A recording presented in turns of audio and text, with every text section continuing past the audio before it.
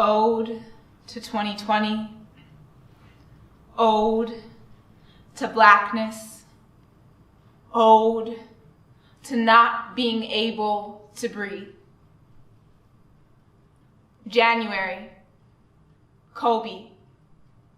It began with numbness and confusion. How you could be laughing with someone one moment only for that laugh to be ripped away as you attack your memory to archive your last moments. Little kids ask their moms where Kobe went in confusion.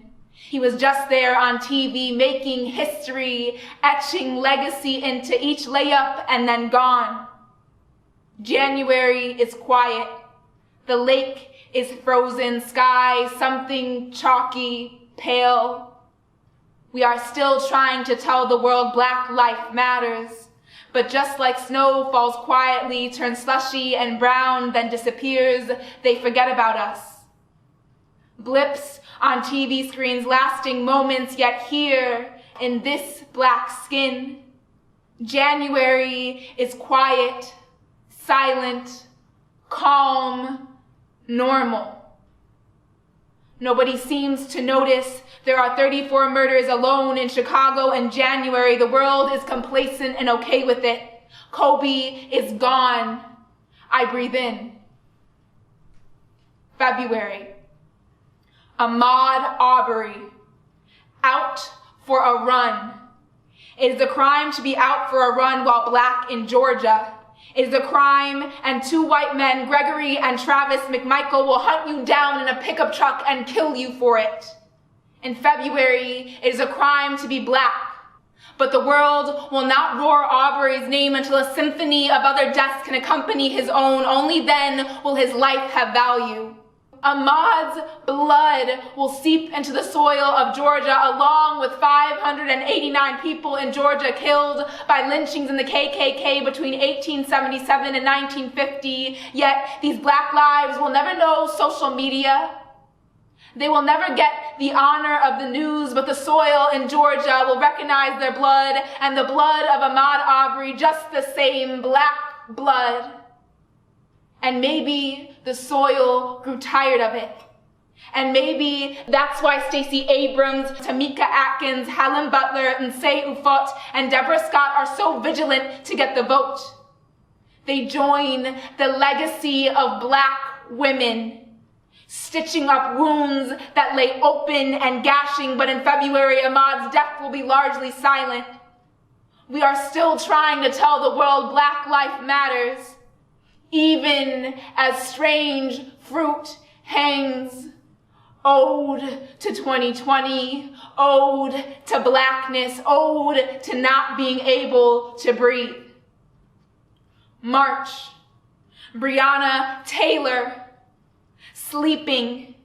It is a crime to be sleeping and Black in Louisville, Kentucky. It is a crime, and 3 white officers, Miles Cosgrove, John Mattingly, and Brett Hankinson, can shoot you in your sleep and not be charged with murder. And when your boyfriend gets out a gun in self-defense, they will say self-defense does not belong to him. They will say the emasculation of Black men is as American as apple pie. The world is complacent and okay with it. Blackness means not knowing safety, not even under your covers, not even behind closed doors. Breonna will join the others, Fred Hampton and Mark Clark, Black people who could not be free, not even in rest. I turn to my mother and fall into her, and even here I know my body and her body will never know safety. Ode to 2020, ode to Blackness, ode to not being able to breathe.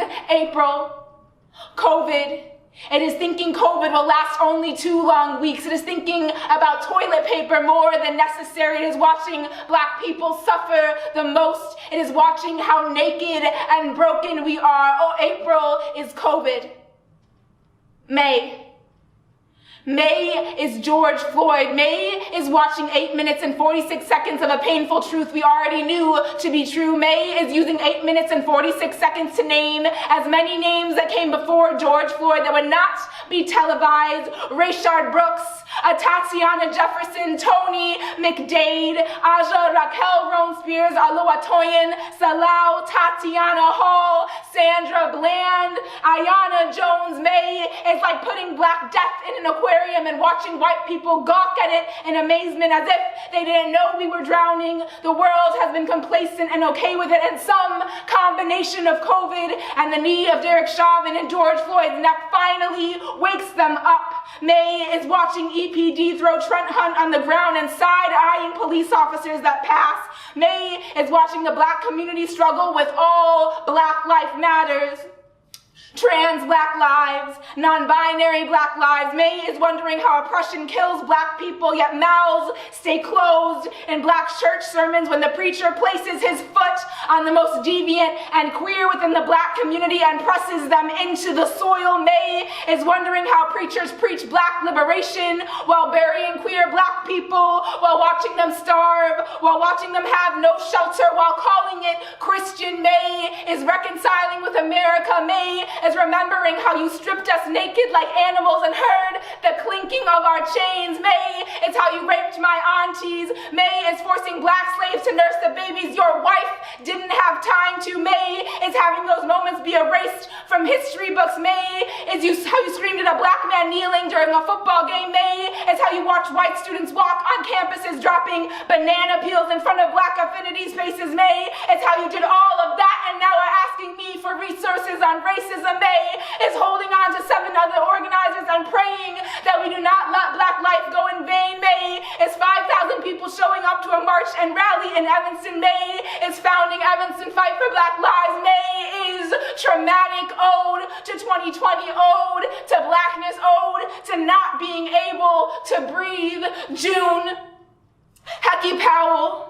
It is licking your fingers sticky with barbecue and realizing that stories can end, that sweetness lasts only moments before it leaves your tongue, that people pass, that legacies are these beautiful moments that can be concocted in kitchen, placed into jars and built into the fabric of communities and kitchen tables, and that even legacies can be cut short by white men in suits and Oval Office with too much pride to admit wrong, too much pride to admit COVID. Hecky is gone.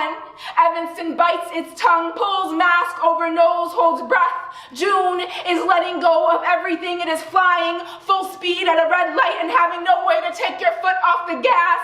It is watching Black communities be disproportionately affected by COVID. Ode to 2020, ode to Blackness, ode to not being able to breathe. July is a tsunami. July is Deshaun Turner. July is Andrew Williams fatally shot to death in Evanston, their blood seeping into the concrete while people talk about getting back to normal, how Black death is normal, how we want no parts of normal if it has nothing to do with justice. July is Congressman John Lewis. It is still crossing the Selma Bridge that he crossed and fighting the same fight. It is the breath leaving his body, praying that some new life breathes it in. It is wanting to scream and beat something but having nothing left. July is watching Black trans people not matter. July is a tsunami. Ode to 2020, ode to Blackness, ode to not being able to breathe. August is Jacob Blake. It is being Black and not being able to protect your children. It is being shot 7 times in the back in front of your own children. August is not knowing peace. It is trying to convince aldermen and mayors that defunding the police is about as radical as every white, highly affluent suburb that ever existed. August is trying to believe in something and then realizing even Black superheroes die. It is not being able to take anymore. It is loving Chadwick Boseman and then losing him and wondering if there is a God, wondering whether Wakanda ever existed. Ode to 2020, ode to Blackness, ode to not being able to breathe. September is testing how much weight you can carry on your shoulders.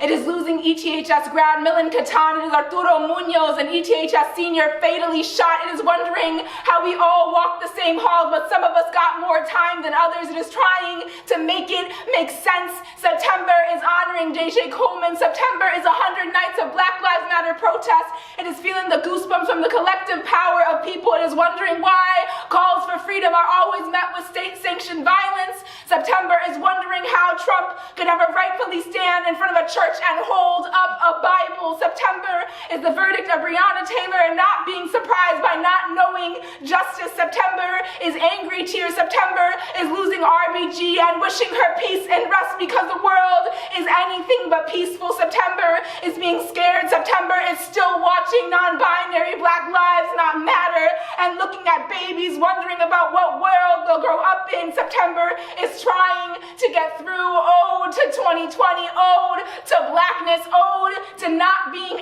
able to breathe. October is George Walter. October is growing up alongside someone and wondering about time and why you got more than they did. It is wondering if you could have done more, if you could have loved harder, if you could have been present. October is wondering why. October is my classmate. October, ode to 2020. Ode to Blackness, ode to not being able to breathe. November. Ryan Bost. November is being shot for no reason. It is remembering how kindness was what he wore on his skin. November is watching Black men not know how to cry. It is trying to understand why songs end. November is wondering how we walk through the halls of ETHS without love. November is wondering about different experiences at ETHS under one roof. November is remembering the sound of Black students being ripped from classrooms by safety officers, ripped like Band-Aids from gashes they tried to patch up in classrooms, yet there was still a stench of bleeding. November is wondering if certain moments could be different. November is wondering if you could have done more. November is Ryan Bost.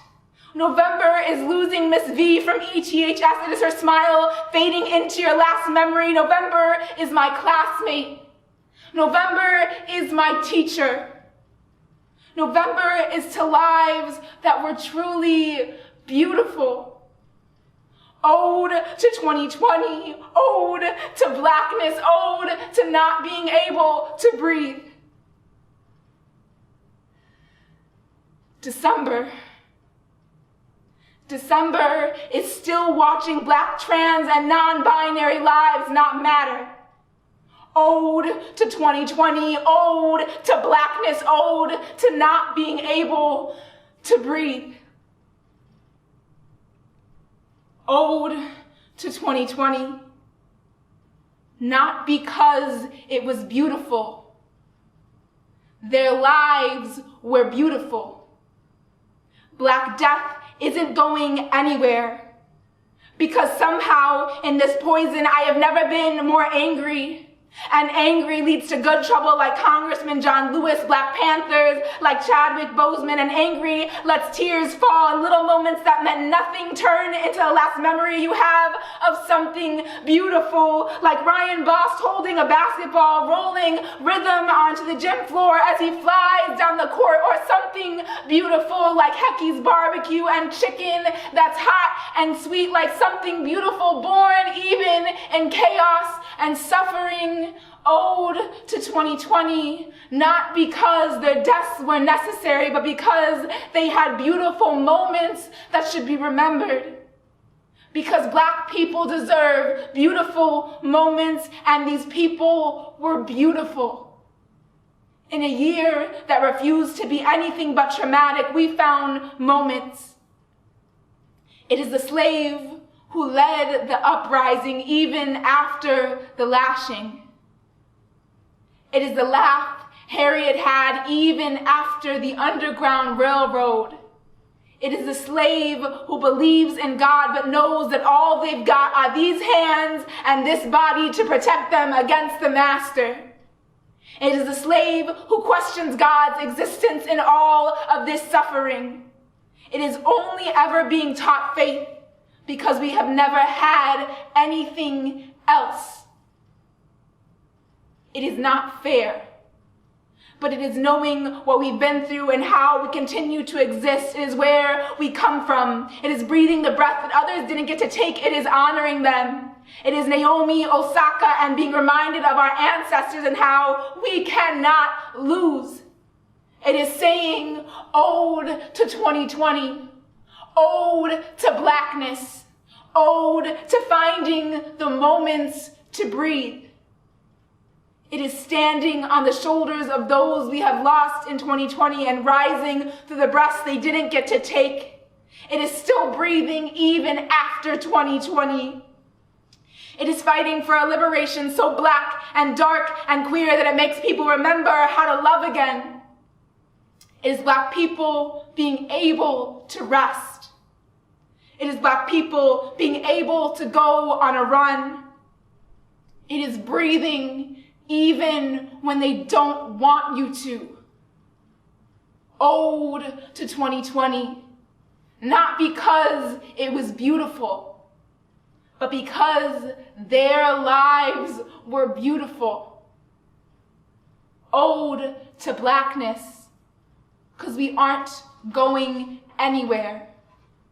Ode to defying white supremacy by existing. Ode to resisting by being Black and able to breathe.